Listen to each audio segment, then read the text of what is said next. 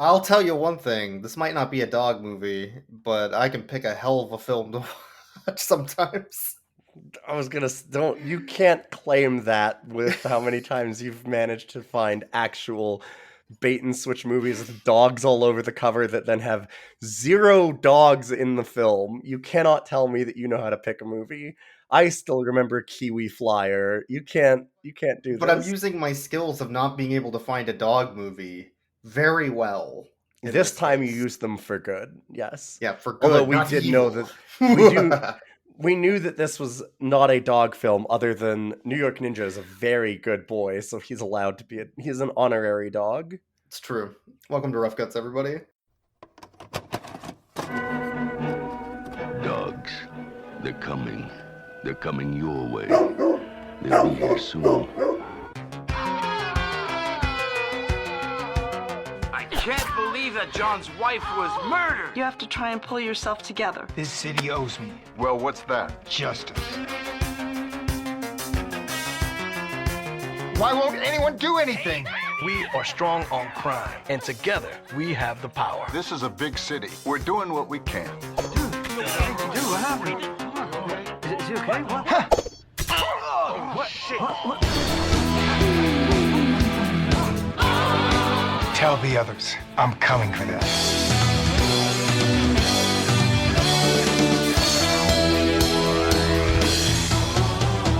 I need you to help me. I would, but I want them dead. Crime has remained at an all-time low thanks to ninja fever. We're going live with this. These men murdered her because of what she saw. It's linked to these abductions. There's something weighing us down. It's that damn ninja. New York Ninja's a real hero.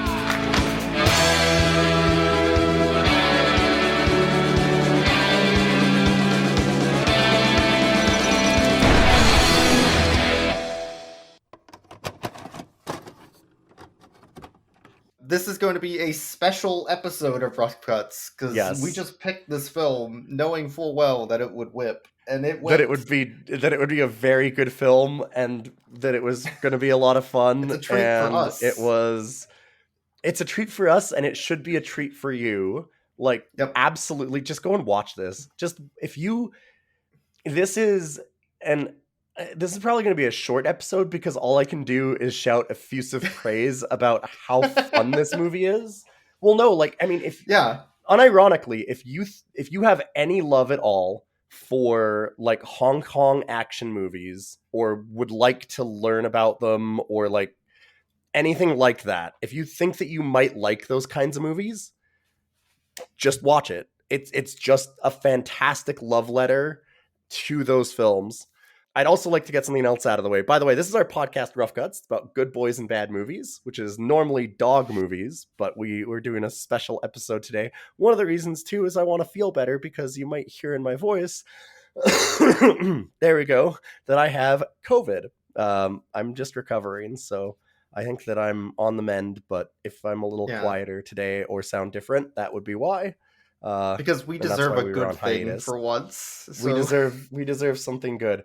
And this movie is like it is absolutely just a love letter to cinema, and it shows throughout the whole thing. It's a triumph of filmmaking. Like I'm not even joking. It's a blast start to finish, and it's not like so I mean, do you want to give the background for the film? Go ahead. let's talk about because the story of New York Ninja is interesting, but the story Yes. of New York Ninja is also very interesting. Yes, both movies. Yes. So New York Ninja was done This is by a twofer. director We got two movies in one.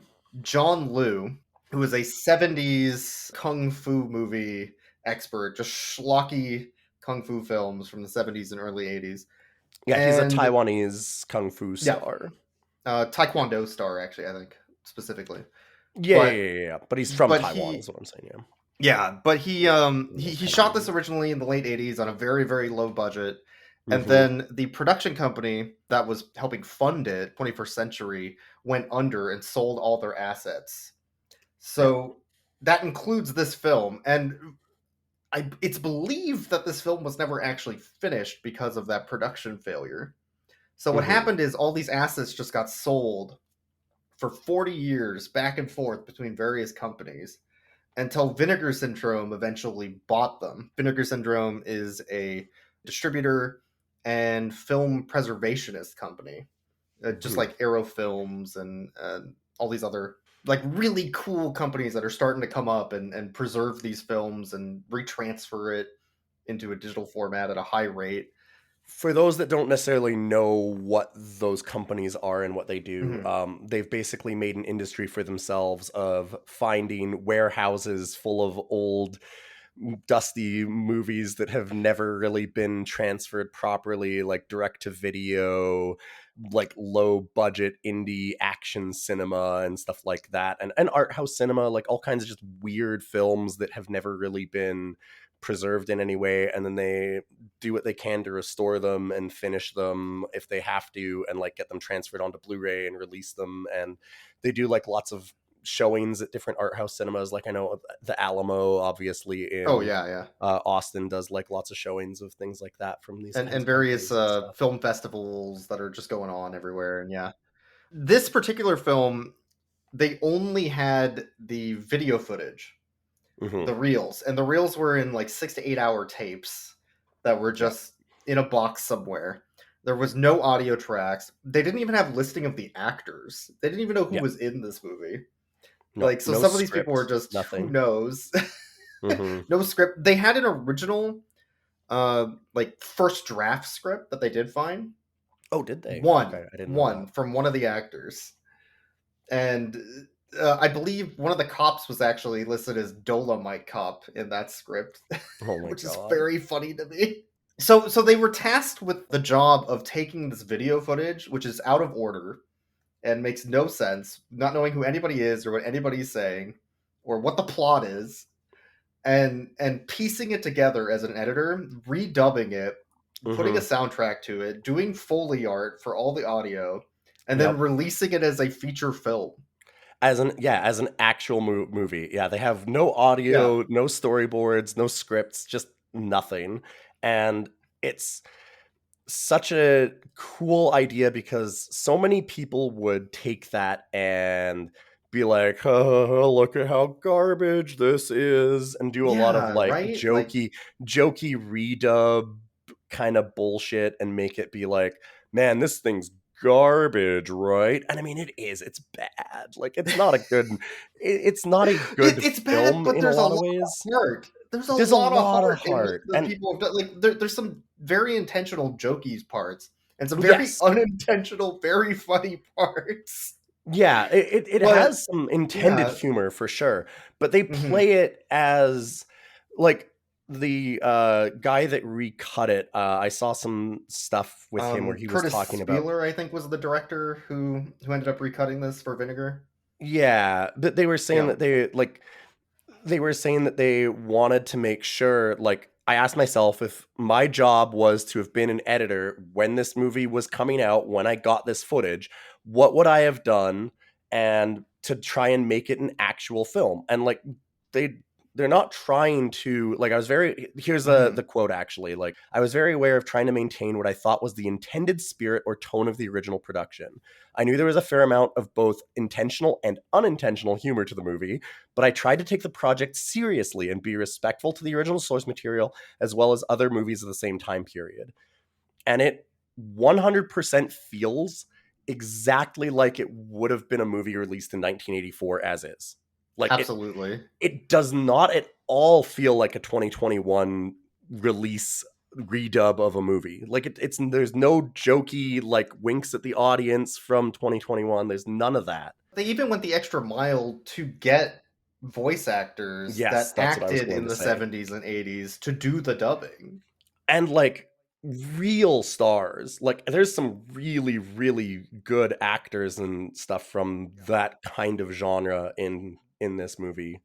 The villain in this film, the main villain, is actually dubbed by the guy who's on the cover of The Hills Have Eyes, that weird looking guy.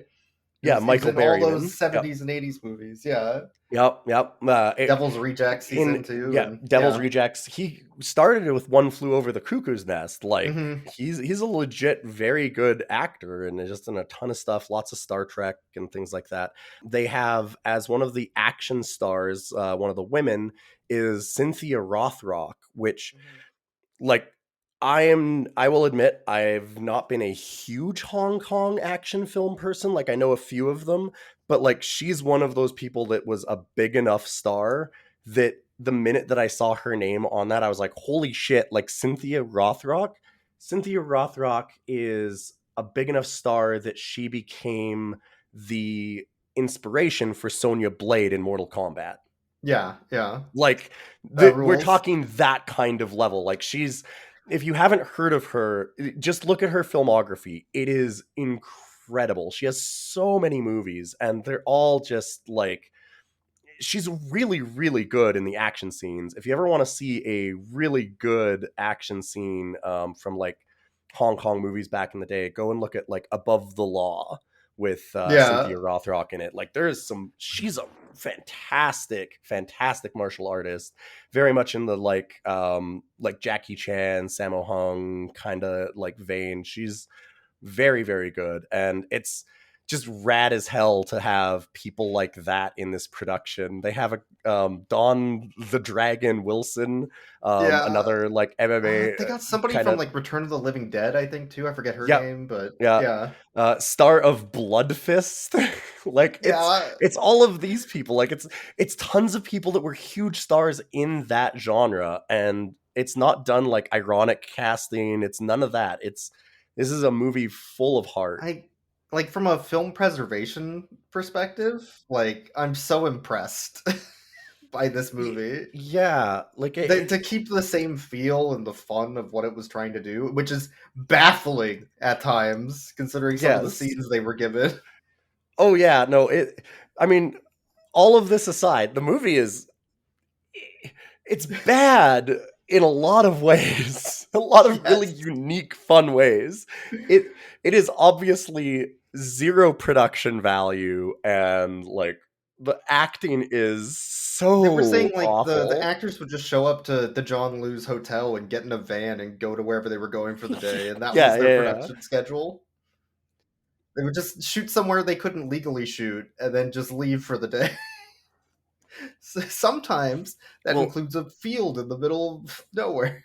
well, dusk is falling, and they Well, have to dusk end the is falling. scene. They have to end the scene, the fight scene, because it starts getting too dark for anybody to shoot, actually be yeah. seen. And so, like, you watch in real time as the fight goes on, as the light gets lower and That's my lower favorite scene. and lower, I love and that then scene. eventually they're just like, we've got to end this." So the fight just kind of ends. It's just like that fight stops very short. Or like there's another scene where there's a woman being chased by a gang of thugs, which, oh my god, we need to get into the Mhm. thugs in this movie, through New York.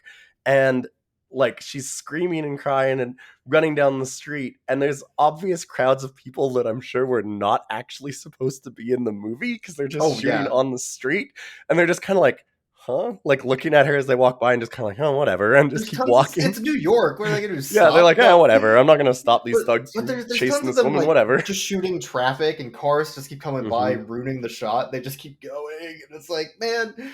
But you could tell like the director had a very specific vision in mind, and that comes across in the footage. Absolutely. And it's Mhm. good stuff.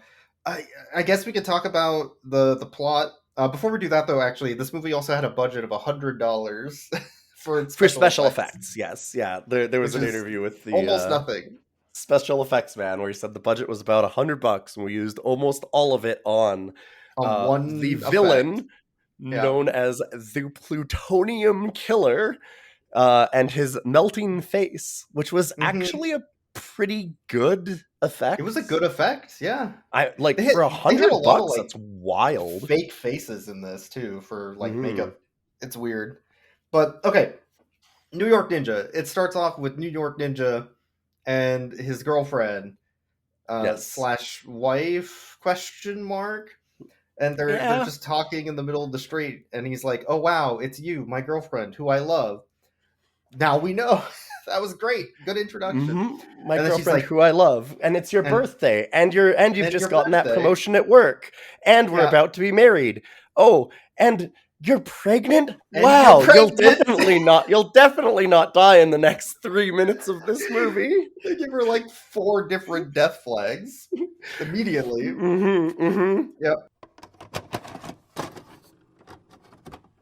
I'm pregnant. Really? Oh. Seriously?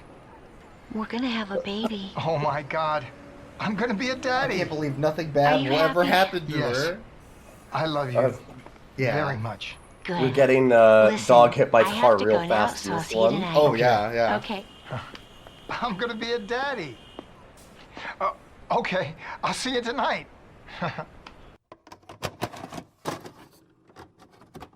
So then she witnesses a woman being abducted on the street, and she's like, "Hey, lady, you left your bag on the ground while you were being abducted. You should probably take that with you."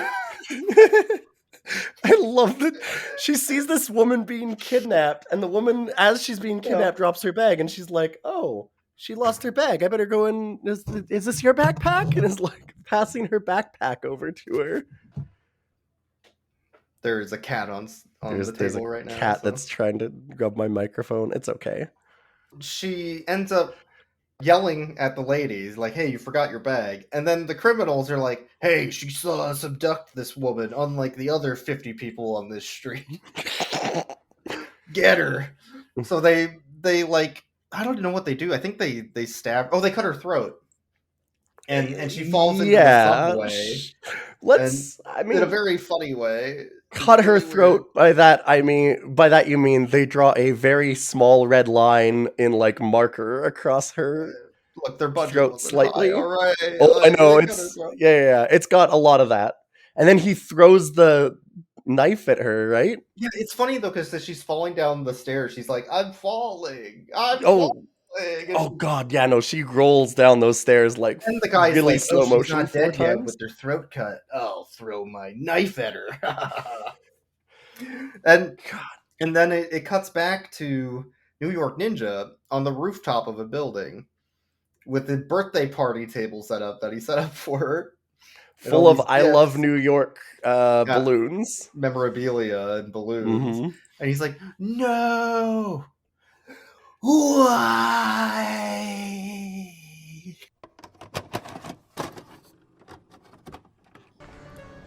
It's not fair.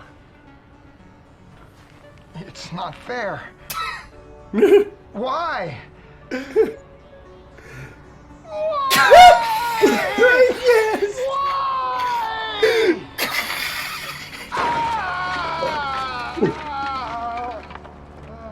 Holy shit!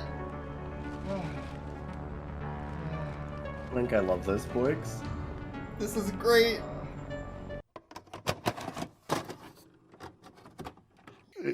Yes.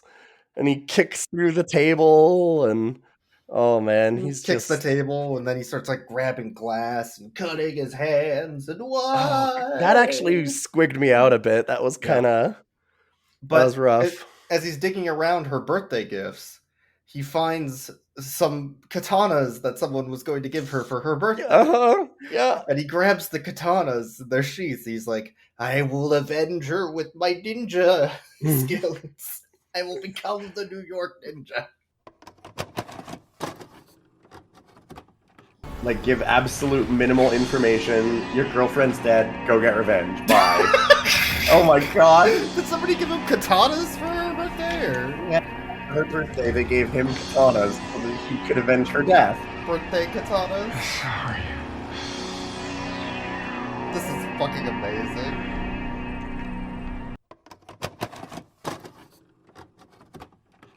This is all in the first like 4 minutes or something of the film. It is exceptionally fast.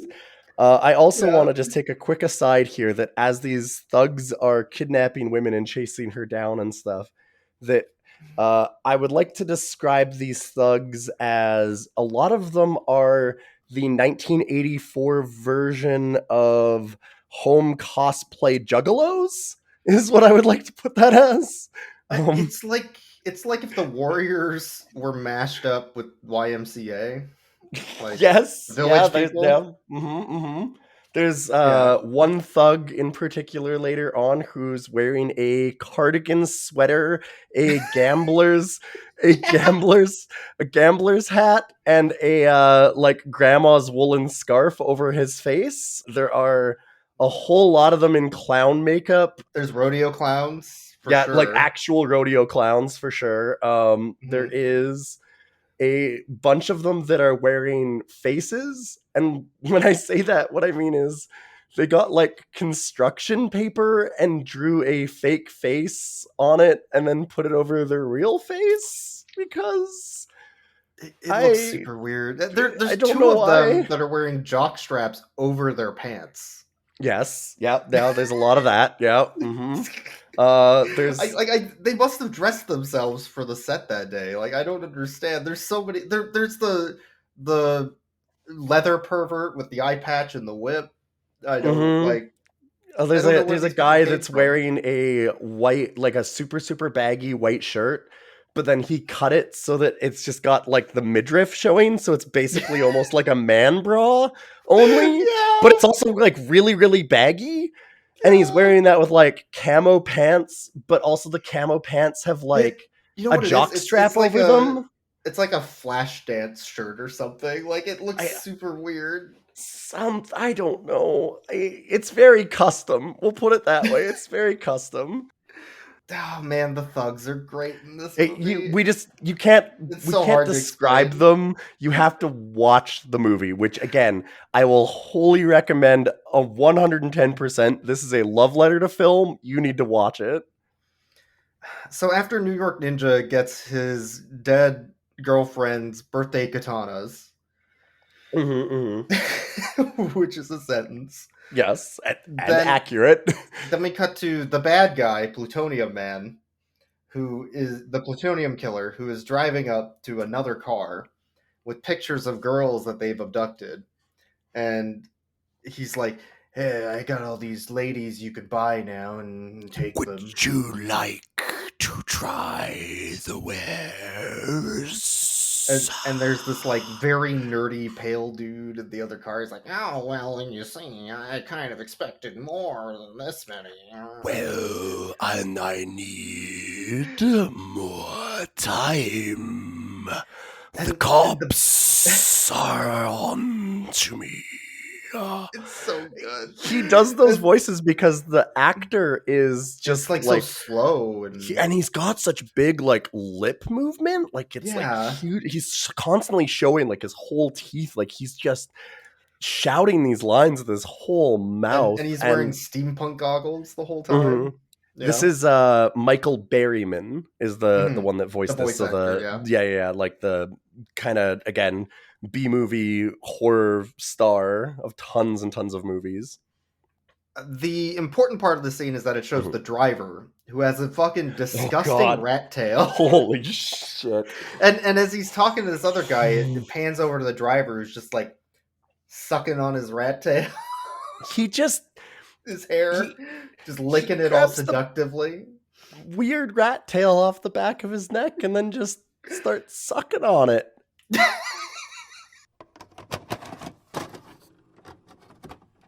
Oh man, that's so exciting.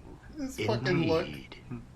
I will contact you when the shipment is ready to send overseas. Wonderful doing business with you. Is that his hair? Yeah. We're finished here. Was he chewing his man mullet? He was. It's okay. He's a hair pervert.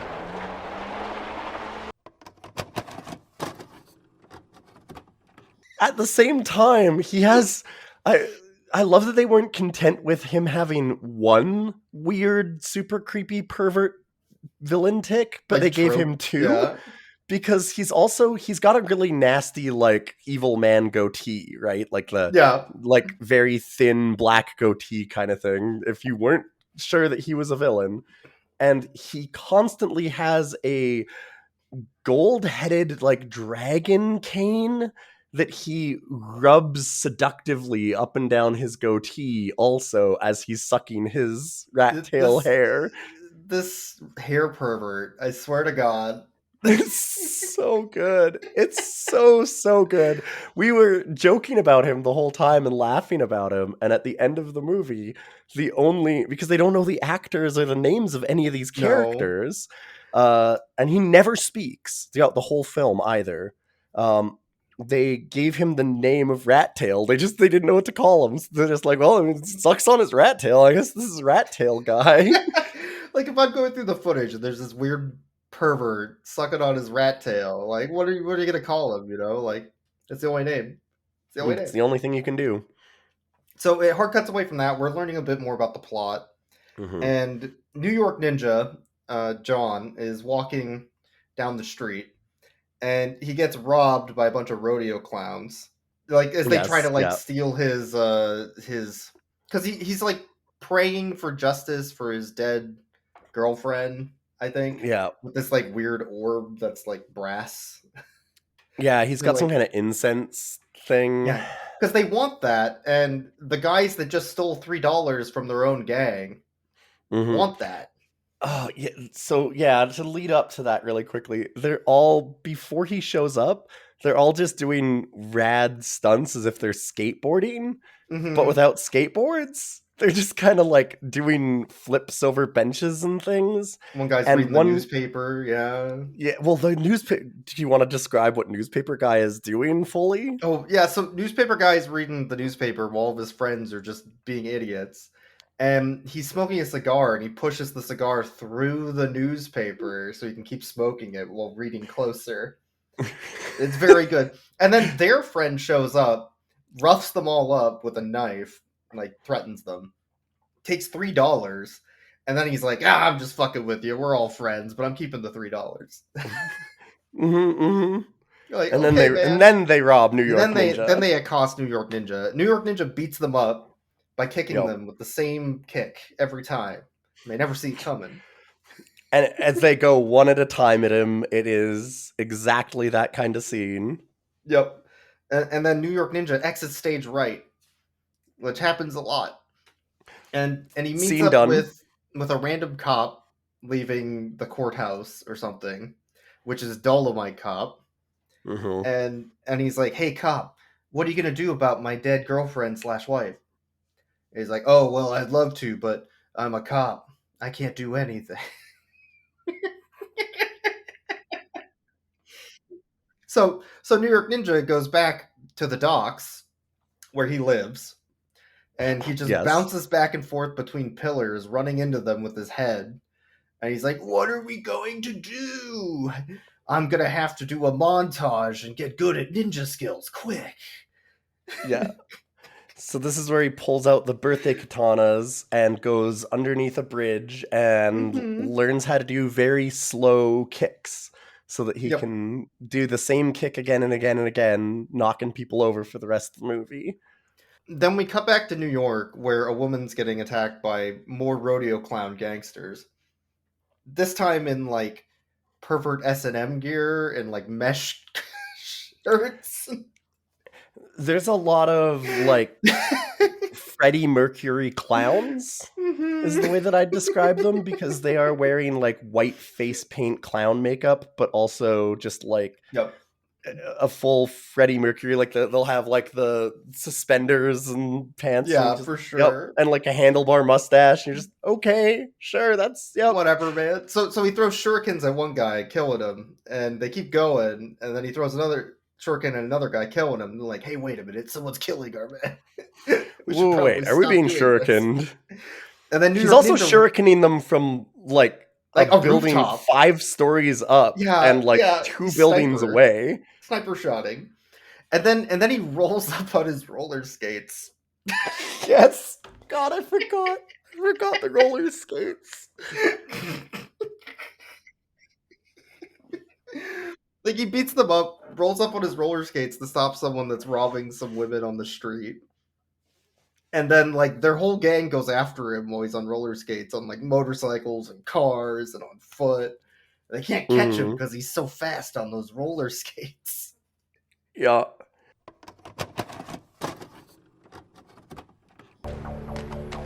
He's got fucking skates! Wait, Oh my God. I was just gonna say, does he have roller skates? Wow. Come on. I love that people just.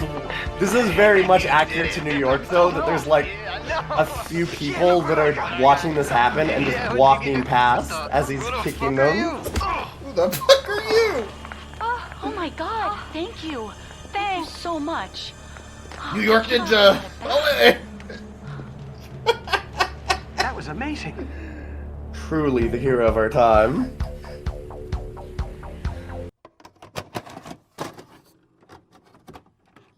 Yeah, so we got a bit of a montage here almost for a while of him just going around and cleaning up New York, beating up all of the Because this introduces various the gangsters. reporters a bit more. Yes. There's reporters at the beginning. We find out that New York Ninja works for the news organization of New York, the New York News, I guess. Yeah. I guess. And so they keep wandering around, and they're always at the scene of a crime, so that they can record it on their hand cam. Yep. And New York Ninja goes with them sometimes, but sometimes he's like, "Oh, I need to go to the bathroom. I'll be back." And then New York Ninja appears. And it's like, "Whoa, New York Ninja's here. What happened?" So they're recording all of this, and then New York Ninja takes out all of these thugs with his stinky toe attack, where he just like puts his foot in their face and makes them smell it over and over. Very slowly. Very slowly and easy to dodge. Stinky foot attack. And he comes back even at one point with like a big burrito, and he goes, "Well, did I miss anything?" And they're like, like, "You're such a bad reporter. You keep missing New York Ninja. How does that For keep some happening?" reason." Incredible. Where'd he come from? Where did he go? Cotton Eye Joe. Right, Joe. Did I miss anything? Yes, you did. Oh. Dang.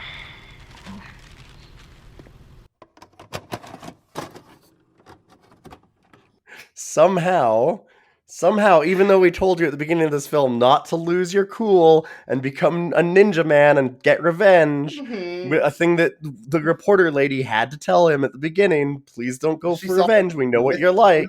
Katanas on the rooftop. Yep. She's like, don't use those birthday katanas.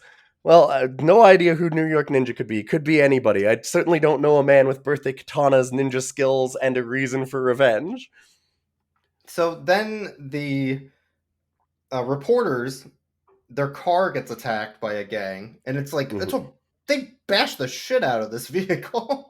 They fuck that car up. They turn it on its side. They flip it over. Like all the windows are broken. Holy shit! Oh, they totally junked that car. Yeah, and the reporter's like recording it. He's like, "Yeah, this is really good footage. Whoever's car that is getting really fucked up. It's gonna be great for the news." Hey, Jack, that's your car, you fucking moron. What are you doing? That's your car. So then he runs into the thugs and is like, hey, that's my car. And predictably, they turn and start beating him up. And he goes, "Wait, but you can't beat me up. I'm just telling you not to beat up my car. Why would this happen to me?" Yeah. And so then the two reporter ladies have to be, they got rescued by New York Ninja. Yep. So New York Ninja shows up and rescues them. And then Jack is like recording the whole thing as New York Ninja is attacking them and just leaving her to fend for herself the whole time. And then after New York Ninja defeats them, Jack runs back up to his boss, who's just driving around in the car randomly. And he's like, "Wow, I got all this cool footage of New York Ninja for the news. It's going to be great." He's like, "Yeah, well, I got something better. I got one of New York Ninja's branded shurikens." Yeah, he writes his name on the shurikens. Yeah. Oh, and also I saved that lady reporter. She's in the backseat of the car or whatever. Anyways, let's go on with our day. And we're making t-shirts. Oh yeah, he gives him a T-shirt that says "I love New York," and then underneath just has ninja printed on it. And then it cuts to a scene after that with a kid getting beat up by bullies. Like more, this is like a guy in like a naval officer outfit or something. It looks weird. Well, when you say naval officer outfit, you might think that we mean like modern American Navy of the time or something. And no. I mean like 1800s Admiral Horatio, like naval a outfit. museum piece. Yes, he's got like braided cords and epaulets and stuff on this fucking thing. But they're bullying this kid who they were trying to steal their lunch money earlier in the film. Mm-hmm. And the kid's like, I'm never going to give you my lunch money. So then New York Ninja shows up. And he's like, aha, stop beating up that kid. So they pull a gun on him and shoot him. And shoot New York Ninja, which, as it turns out, that's probably a thing that you could have done, yeah. Most people in this film don't do that. Yeah. No, these are the only villains that actually pull a gun on New York Ninja, because he has a gun pulled on him every 5 minutes, and they're normally from about 5 feet away or less, with the gun pointed directly at his head, and they tell him, stop fighting. And he goes, okay. And they're like, all right, I'm putting my gun down. Now let's fight with our fists like real gentlemen. Or they pull out a sword or a bat or something. They're or like now that you've stopped. More than one time, there are gangsters that pull out pieces of wood, like just like broken 2x4 that they hold like they're knives, but they're not knives. They're just like it's just sticks. Wood. Yeah, they're just sticks, but they act like they're like swords, and it's like no, but that's not gonna. And they're like, we're not talking like a stick that you could hurt someone with. We're talking about like a 5-inch stick. It's like, this is not something that's dangerous. Anyway. So the kid that was getting bullied tries to stop New York Ninja from getting shot twice, and then the kid gets shot. Yes. And then it hard cuts to New York Ninja getting up and being like, oh no, they shot this kid. And also me. I'll take him back to my attic hideout and then pull the bullets out. Now, where would you think New York Ninja would be shot? That's the question, for him to be fine and just get up. If I'm gonna shoot New York Ninja and have him be fine, I'm gonna say like a leg, directly through his heart. Yeah, right through the heart. That's middle of the left chest, I think, is probably the best place to show it. And he just like pries it out with a knife. It's the full bullet. It's not deformed at all. It's a perfectly like formed bullet as if it hadn't been fired. Yep. And he pulls the bullet out of the kid, and they bandage themselves up. The kid who was also shot directly through the heart. Through the heart, yeah. And the kid's like, whoa, were you New York Ninja? Yeah, I'm New York Ninja. You could tell by the shuriken necklace I'm wearing that says I'm New York Ninja. Mm-hmm. With a yin and yang symbol on it, yeah. And the kid's like, whoa, do you want to be my new friend? Will you be my friend? And now they're friends. Yes. And he goes, here, have my shuriken, and gives the kid the cool shuriken. Mm-hmm. And then suddenly it's Halloween. Because they had Halloween footage. And what the fuck was that supposed to be for? And now he's just that kid's dad, I guess, because he's got like that kid trick-or-treating with him. It makes no sense. So one thing I need to point out, because they meet the plutonium killer at the Halloween fair, or whatever it is, parade. The plutonium killer. Yes. The reason he's called the plutonium killer is because he's a pervert for radiation. That gets him off. Like, sexually. Yeah, they show this at one point. So he has a box of plutonium that he just like opens and then starts getting really, really into it, and then just grabs it with his bare hands so it irradiates and like deforms him. And then he just goes. He just goes. he just gives the face, and he's super excited about that plutonium. He loves the spicy rocks. Man. Yep. He's a big spicy rock man. The first time they cut to the plutonium pervert, though, we didn't know it was the same guy as the one that No, was because in the his car. face is covered by those huge steampunk goggles. Like normally, like when we're talking about the goggles, like they cover at least half of his face. So it's really hard to tell that it's the same guy. At the Halloween parade, that guy abducts someone using hypnotism. Yes. Which is ridiculous. He abducts this lady. Hypnotizes a random person. Hypnotizes her, and then he kills her, essentially. But with his radiation. In a very gross exploitation film stuff. Warning for that if you do watch this, it does have... It's not like... There's not a lot of it, but there's a little bit of the, exploitation type stuff of the time. And, those scenes are a little bit of an emotional roller coaster with the goofy, New York Ninja stuff, but it's just a period thing. It's very much of the time, and it matches what that film would be like in its day, honestly. So that cuts to her body being in a garbage can in an alleyway the next day, and all the cops are coming around, be like, "Whoa!" Well, it's not in the garbage can originally, is it? No, it is. Yeah, because she's in the car still the next morning, but he puts her in the can. I didn't think that she was in the garbage can when they first found her. I thought they put her in it after. Dump her in there. What the no? I mean, they leave her in it though.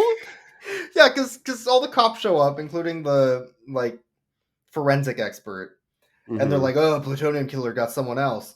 Oh, really? Do you have any evidence of radiation? Yeah, maybe.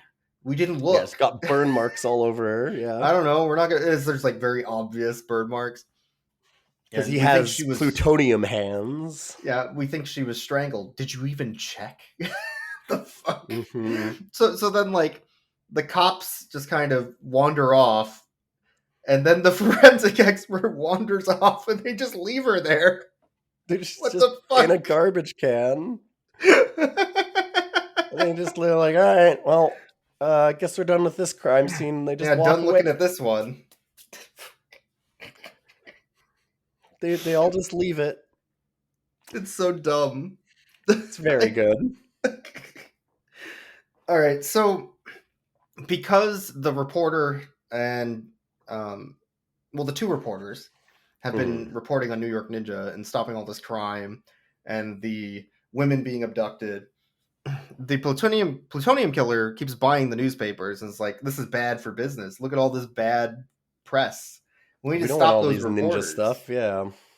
So he tells his goons to go get the reporters. Oh, what I'm curious about, what happens next? Oh, because they're shooting a scene with the mayor. Yes. To talk about they're interviewing the mayor.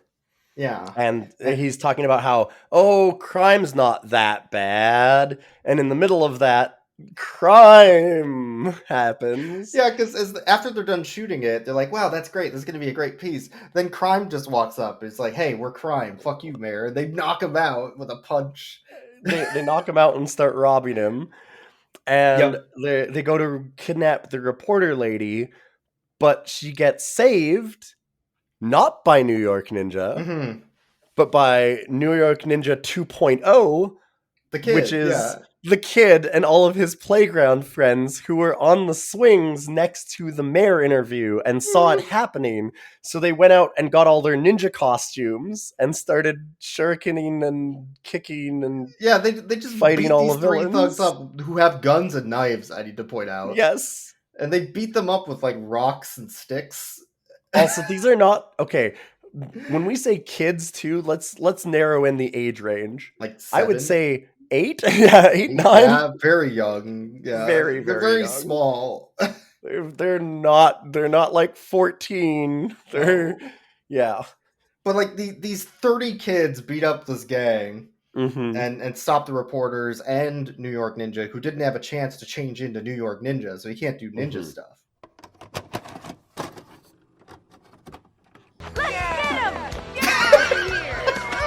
Are you gonna help the New York Ninja? No, the kids got this. Okay. Oh, the mayor's like, wow, those kids are beating up those thugs with knives and guns. This is great.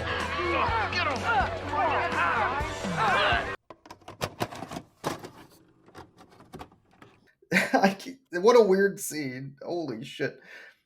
Next is like a scene with the cop talking to New York Ninja again, but now he's wearing a weird hat. Which he wears for the rest of the movie. It's weird to describe because it's like a fishing hat. Well, I was gonna say But the at hat's the- not weird. The Yeah, but hat's a normal it trucker has the net cap. in the back and the foam, like a normal trucker cap. But what he's done is he's pushed in the top of it, so that's flat, but the front is still facing upwards. So it has this weird dip. Yeah, it's really hard to explain. He's wearing it too high on his head, and then he just pushes the top down, so it looks like it kind of has that effect of like the Ushankas, like like the Russian hats. Exactly. It's a little bit of that, but it's a trucker so distracting. hat. And he wears, so we only see him in the beginning. This is the second time that he's shown up, and then after that, for the rest of the movie, he wears this hat. That's all he wears for the rest of the movie is this hat in that way. It's like an alien found out, like saw a hat after humanity was gone and was like, oh, do they put this on their heads? Like this? To push the middle in. Yeah, okay. Yeah, that fits. I don't know how incomprehensible. They decided that was the way to wear the hat, but no it's idea. So distracting in every scene. Very good. Man, so they still need to stop the reporters because New York Ninja was saved by the school children, which is very funny. So the plutonium killer and Rat Tail, see what I did there? Yeah. The male reporter, and they shoot little like needles at him, which knock him out. Oh, and then God. Take him. Right, we didn't mention the needles. Plutonium Killer Man has a pen blow dart that he can just kind of click that has magic needles that can fire like 700 feet away with pinpoint accuracy when he needs to plot-wise. It's incredible. Through glass sometimes. Oh, yeah. He shoots them from the car with all the windows up and hits the reporter. In this scene in particular, they do a drive-by needling of the reporter who had his car destroyed. But yeah, the cop man also, this is where he finds out who New York Ninja is, right? Because he goes to talk to him again. Because he goes to talk to him. He also finds out that kind of pull guns and shurikens on each other. The pale guy who was doing the deals is apparently an Interpol undercover agent. Interpol, actually. Yeah, that's what he's claiming. He's saying, I'm actually Interpol. And so he's interfering with the investigation and saying that they need to drop it, kind of thing.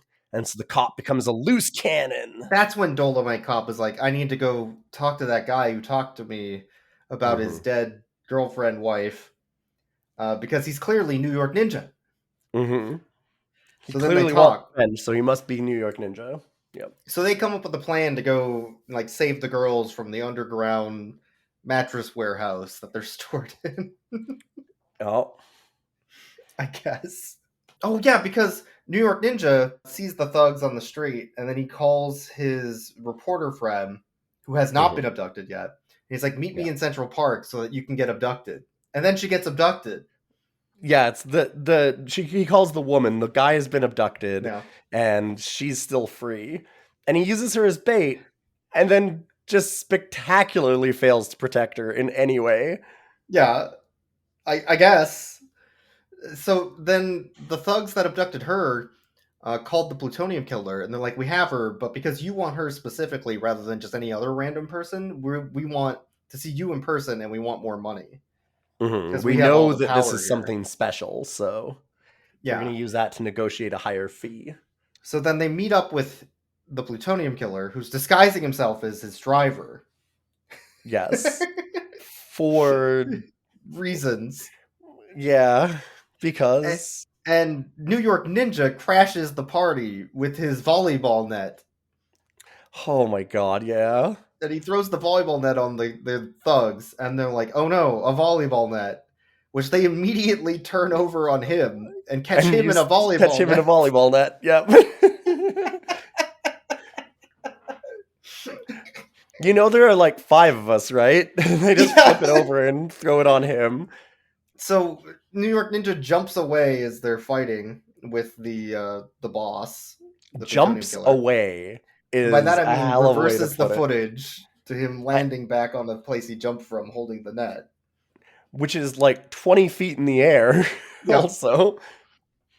So they go after New York Ninja, but as New York Ninja's running away, he runs into a field at dusk and meets Rat Tail, the driver, who is very seductively sucking on his rat tail. And he pulls out a sword, which splits into 2 swords. Yeah, he starts fighting with one sword, and then halfway through, he just, like, hits a button on it, and it becomes 2 swords, so he can do double sword style. This fight is my favorite scene in the whole movie. It's like we were saying earlier, the day keeps waning as they're filming. Yes. So that shows in the film because it just gets darker and darker, and darker. Yep. And like you could tell they didn't really know what they wanted to shoot for the fight. Because like what they're doing is just ridiculous posing and and he's using like the 2 sword style, by which I mean he uses 2 swords and then immediately just uses the one sword and holds the other sword back because he doesn't have any idea of what to do with a second sword. And so then he gets disarmed on one sword by New York Ninja, and he goes, well, I must crack out my special drunken sword style. And they even call that out. Somebody goes, oh no, he's using legendary drunken sword style, which is the sword style where you start flailing around drunkenly without having drank anything and immediately get your ass kicked because it doesn't work at all. You don't want to be drunk when you sword fight, as it turns out. They had to end the shot because they ran out of light. So they just no light left. He jumps and he gets hit, I guess. All right, yeah. All right, he's dead. Whatever. Him flailing around in drunken sword style is, God, it is so incredible. It's one of the best things I've seen. He's just like frolicking around this. Oh my god, what is he doing? Drunken sword style. Oh my god. Oh no, it's drunken sword style. Oh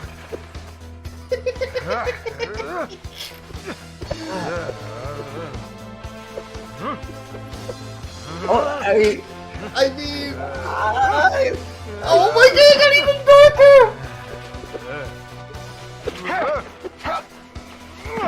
Holy This is fucking magic.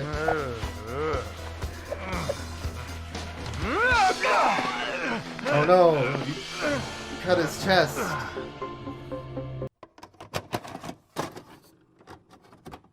Dolomite Cop gets caught by the thugs trying to stop the ring underneath the bridge where they're holding all the women in the underground mattress shop. Yeah. And after that, New York Ninja shows up and starts freeing them all with a cut on one blade, like per chain. Just knocking off every chain so they're all free. And one of the ladies that got caught was Cop Lady, who's also good at Kung Fu. And that's the one that's voiced by Cynthia Rothrock. Rothrock. Yeah, I believe so. So she does Kung Fu very slowly. Thugs, which is really easy to dodge. And they eventually get out after New York Ninja throws an egg at all of the thugs to distract them. Should you mention about the powder eggs at this point, actually? Eggs. Yeah, so like New York Ninja has powder eggs, which are just egg-shaped things that just like throw flour on people. And nothing happens, but he keeps throwing them. The best part about it is none of the thugs even react like it's doing something. Like that's the best part, is because he always does it, and you always think like, oh, okay, well, they're gonna like cough and act like it's a smoke bomb or something, and it's just shitty because they didn't have any budget to actually show a real smoke bomb or whatever. But they don't do anything. It just hits them and they go, why am I covered in powder? And then they just keep beating them up. Yeah, it's so funny. So like the ladies that were abducted under the bridge, they run off and they're all running away. And then like 10 feet away from the bridge, they see a barrel that's on fire and they all run to the barrel. And start warming themselves up at this barrel fire. A barrel. This is great. What were we doing? Wait, are we supposed to escape? Yeah, and then Dolomite Cop shows up with a van. He's like, "Get in the van. You're all With free an now." unmarked white van, to be clear. Yeah. So then Hey, they all of you recently kidnapped ladies, would you like Yeah. to go into my unmarked white van? From me, a stranger that you've never met before? Let's Yup. go. So they get in the van, and then they're not seen again in the film. Yeah. So one thing to point out about the plutonium killer, I think he did kill Jack, like the male reporter, because Yeah, they he never uses show the this, power. but He used the power of plutonium to gain his face. And yeah, take on one his scene persona. before this, right in the middle of this, they show Yeah. him doing the regular finding the newspaper thing, and he's wearing the glasses, so you know that he's the plutonium killer. He's wearing the big like steampunk goggles, but it's the reporter man now for some reason, and we're like, wait, did he steal his soul or his body or Like, is he Shang Tsung? What is what this? powers does he have? Yeah. And so then he shows up at this scene now. Yeah, but he shows up with the lady reporter under the bridge. He's like, "Hey, I'm Jack, your friend / reporter / love interest. I've been here the whole time. I'm definitely him. We should go now before New York Ninja shows up." Mm-hmm. And then New York Ninja shows up. and we learned earlier that Plutonium Killer's only weakness is the sun, which is why he's never in the sun. Which is why he's always walking around in the sun. Which is why he's never outside of the sun. In every scene, he's in the sun. Yep. So New York Ninja uses a mirror to reflect the sun back at his face, which causes his whole face to melt. As the woman rips off the goggles. They're trying. I think they're trying to say that the goggles are. He can't have light in his eyes, I guess. Yeah. But that melts off his fake face, and he becomes normal Plutonium Killer again. Mm-hmm. I guess. And then I think he abducts the reporter after knocking out New York Ninja and gets in a car. So New York Ninja throws a grappling hook in big quotation marks at the back of the car, pulling himself in like towards it as it's driving off, and then opens up the trunk in a reverse footage scene and jumps inside. Yes. It's really good. He does a very good backflip into it. So then it cuts to Plutonium Killer and Reporter Woman at a dock trying to get in a helicopter, but oopsie poopsie, someone locked it. Aw, jeez. Keys. Yeah. So he has to go in the hangar and find another helicopter. Aw, jeez. Mm-hmm. So his thugs abduct a pilot after killing his crew. Yeah. I guess. And then New York Ninja shows up because he was already there. And he's like, "I'm New York Ninja. I knew you were going to be here." After jumping out of the trunk and following this building because I locked the helicopter probably or whatever. And this is the part where they say they had a special effects budget of like $100, but there's a couple of things that are there's some really good stunts at the end. How they destroy that car, and then this one, he grappling hooks onto the helicopter as it flies away, and they have an extended fight scene of him like being flown away in a helicopter, like on holding onto the rope and holding onto the foot and getting punched in the doorway, and it's like, holy shit, it looks good. Before that scene too, it looks dangerous as shit is what it looks like. Really dangerous. But they had another fight scene on the tarmac, like on the helicopter pad with Plutonium this Killer. Is maybe my favorite scene, or at least it has my favorite weapon. Sword I've ever seen. Yeah, can you talk about this scene? So Boyks, have you heard of switchblades? Yeah, like a switchblade knife, switchblade clone. Yeah, it's like a small thing you put in your pocket. Or have you ever seen like those like Halloween knives that they extend out, and then when you push them, they're like springs. They just come back in. Oh, yeah, like that. Yeah. I've seen those, yeah. So like a prop knife. Yeah.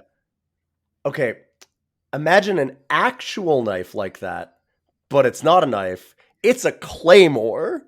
Yeah, Plutonium Killer has a switchblade claymore. It's two-handed, like gigantic claymore thing that he just like pops a button on, and it extends out into this massive sword. Which during the fight at one point, as they're having their big climactic battle, New York Ninja catches the tip of it with his blade, and so therefore like leans in and shoves the blade back into its hilt so that it's no longer extended, so that he can win the fight, which is just amazing.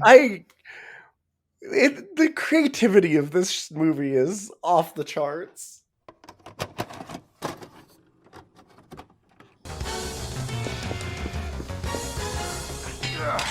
Think you can stop me? Goes back in. Oh my god. Be. I'm immortal. I will defeat you. Yeah, so Plutonium Killer knocks him out after getting his claymore retracted. God. It happens to everybody, okay? At some point in a man's... everybody can... Listen, sometimes your claymore just retracts, all right? It's a normal thing. It's healthy. He gets in the helicopter. They fly off. And then New York Ninja, like, gets into the cab, drops out after they punch him and kick him out of the helicopter. And then it cuts to a scene of the helicopter flying away. And this is where I think they ran out of footage when 21st Century I think went so, down. yeah. Because they had to end it, so they just added an explosion effect. He's like, hey, what's that bomb? What's that ticking? Is there a bomb in here? Oh, God.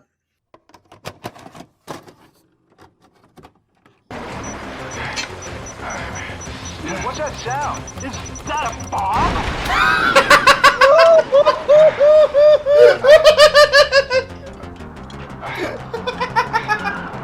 Ninja bomb.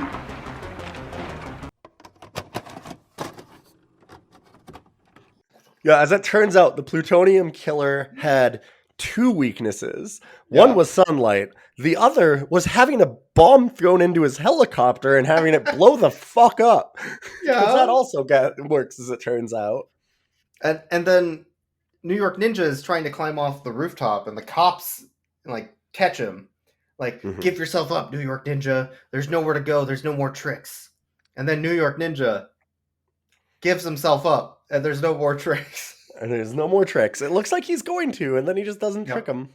And he gets arrested, and as the cops are, walking back to the place where they park their cars, all the kids in the neighborhood come running up with protest signs that say, "We love New York Ninja, New York Ninja, yeah." And they're just like giving T-shirts to the cops and dancing. And then New York Ninja. The cops are super excited to get those New York Ninja T-shirts too. The one cop is super fucking pumped. Yeah, and New York Ninja sees all this, looks around, and then just ducks out of the scene. He ducks out of frame. And like, some of these, we're talking about them as it being a bad movie and a lot of unintentional humor. This one is obviously like an intentional thing, and it's done very well, because he kind of like looks left, looks right, and then just like slowly has his head duck out of the frame, and then he's just gone from the movie. After that, we cut to New York Ninja on the rooftop. The reporter woman comes in. He's like, "Hey, John, you missed everything when you were gone, and not New York Ninja. Do you know who saved the town, saved New York City, and also brought justice on your dead girlfriend wife?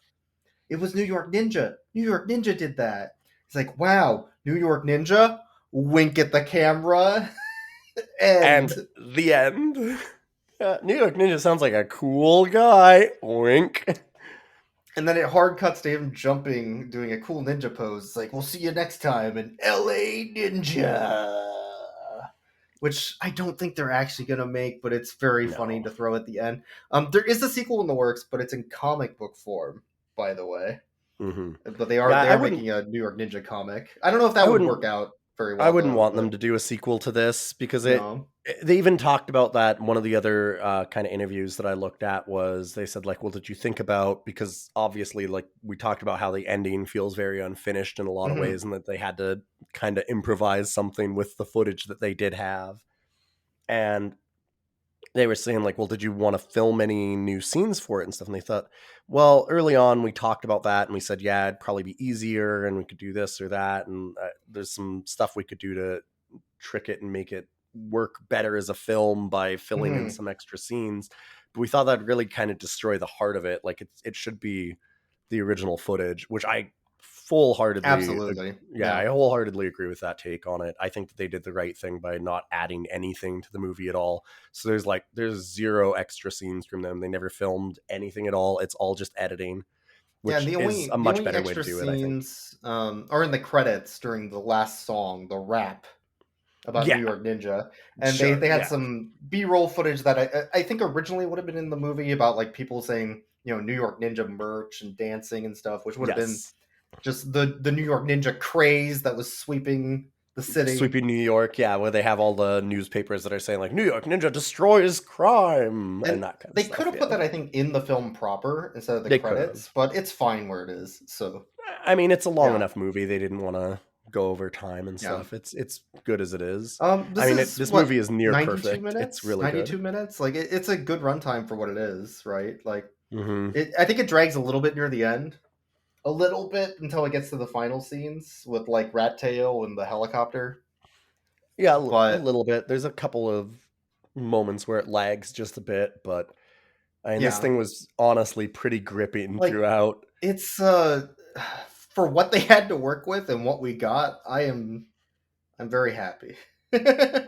It's Yeah. 100% a cult classic on the level of like Miami Connection and Hmm. Maniac Cop and Like I can see this being a anything double like feature that. for any of those, Yeah, like absolutely. Samurai Cop, any of that stuff. And it is incredible. Like again, it is an absolute masterclass in maintaining the tone and feel and style and stuff of the time while editing over it to make it a movie because they didn't have the Hmm. audio, they didn't have the scenes in order, they didn't have a script. Like it 100% nails that feeling and the way that those movies work and flow. Like it's stunning. This thing is an absolute masterpiece for what they're trying to do. Like if you look at what they had and what they were trying to accomplish with it, they couldn't have done a better job. Like No, it is it's very good for what it is. Like yeah. Like yeah. if you think about the scope and budget and what they were trying to accomplish with it, I can't imagine it working out better than this. When you told me about this movie and you wanted to watch it, I was kind of because of course it doesn't fully fit the theme of the podcast always, but I mean, Sure. but also I thought like, oh, well, I mean, I don't know if they're gonna just hack it up a little bit Like and make it very hokey. Kung Pao comes to mind, like Kung Pao Enter the Fist. That is Yes. also footage of 70s Hmm. kung fu movies, but with all this schlocky comedy stuff. I love Kung Pao, but this is a different film. Yeah, it's not at Like, and all a it's a Kung different Pao. feel. It's not that type of comedy. It's not making fun of the things that are happening in a way. Yeah, Like, no, Kung Pao is yeah. very much making fun of it, and I was worried that it would Hmm. be that, like it would be a hokey, ha ha ha, look at how bad this movie is. We're gonna Hmm. ape over it and like really ham up how bad it is. And they don't do that at all. The movie stands on its own for being bad. Like Yep. you just have to let the movie unfold as is, because what you have is already so incomprehensibly weird and terrible at times, but also like intentionally funny sometimes and well done. That it's Like, like scene, you yeah, don't need to add it's anything to it. It's so good on its own. some scenes go from baffling to just extremely entertaining to Mm-hmm. oh god, why is this happening on screen? I don't want to see this, to oh my god, what are they wearing? What is happening? It's a roller coaster of emotions the whole way. Yeah, it's a movie that is, like I said, I found it absolutely gripping. I love Hmm. this thing. This thing was an absolute treat. I highly recommend you watch it if it sounds at all interesting to you. I mean, we described pretty much the whole plot and a lot of our favorite scenes, but even so, you can't truly imagine what this thing looks and feels like, and Yeah. the way that the scenes play out until you actually watch it. Because oh man, it's neat. It's a treasure. I'm so proud of what they did here, and I mean, I think that these Vinegar Syndrome, the distributor, did again Hmm. an absolute fantastic job of it, and really it feels like a preservationist effort, even though they made it all up, which is weird. Yeah, like not I'd having an almost say original it is a script really. preservationist thing. Like all they had was a shooting script, and like but they managed to piece it together in such a way that it feels like that's what the movie would have been, and it's just I hope that incredible. this means that companies like Arrow Video, Vinegar Syndrome, Scream Factory, all these like redistributors, film preservationist companies, I hope that more of these pop up and that more of this weird stuff just comes out of the middle of nowhere in a back, warehouse, fell off in a truck. piss, Yep, yeah, and it turns into a fucking gem. That's what I hope, because this is exactly the type of shit I want to watch. It's I would watch 100 movies like this for sure. Yeah, but yeah, that's the episode. I rate New York Ninja a 55 out of 10. It's a very good dog. Yeah, 84 out of 10 for the year that 4 out of 10. Yeah, for the year that all of the schizoid punks take over New York with their crime wave. There's a credit crawl that has them labeled as such. So that's amazing. The horrible crime wave of New York. It's something like that. Yeah, in the opening title crawl, it's really incredible. But yeah, we'll be back to dog movies next time. You can, of course, support us over at Patreon, as well as check us out on TikTok and Twitter at Rough Cuts Cast. Yeah, well, we'll try and put up like lots of our favorite scenes and GIFs and stuff like that we find. We also have an email if you have any requests or any feedback, roughcutscast@gmail.com. Thanks again for listening, and we will catch you next time on more Rough Cuts. Thank you very much. I knew this would be a treat, which is why I wanted really to watch was. it so much. That's the thing is it was a treat for the good boys, which is us this time. As it turns out, we're the good boys. That's the twist. The twist is that we're a podcast for good boys, and we were the good boys. And sometimes good boys deserve a treat, and this was a treat.